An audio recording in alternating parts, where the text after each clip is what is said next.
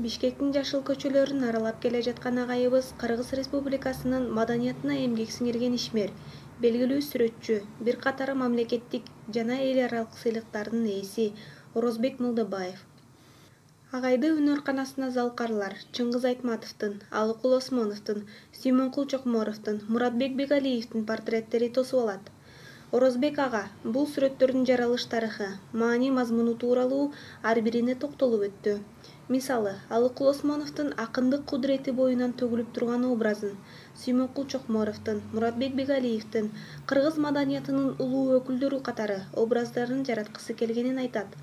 Шабарс аалам жаңгырыгы деп ошол элибизди ааламга тааныткан ушул Айтматов атабыздын элесине таазим катары ушу Айтматовдун образына мен ачык берүүгө аракет жасадым эле. Шабарс дегеним бул Айтматовдун жана акыркы тоо кулагандагы чыгармасынын негизинде тартылды. Анда Жабарс деп аталган. Мен аны өзүмдүн философский интерпретациямда мен ушул илбирстердин, ак илбирстердин падышасы, шаасы, төрөсү деп мен ушунду Шабарс деп атып койдум. Негизги мааниси ушул аалам, Айтматов, анан биздин экология, жаратылыш. Ушул үчөөнүн ортосундагы философия жүгүртүү. Ар бир чыгарманын өзүнүн жаралыш бир тарыхы бар. Алыкул атабыздын ушундай образынын жаралышы бул бир топ түйшүктөрдүн, бир топ философиялык бир ой жүгүртүүлөрдүн негизинде ушул образ жаралды да.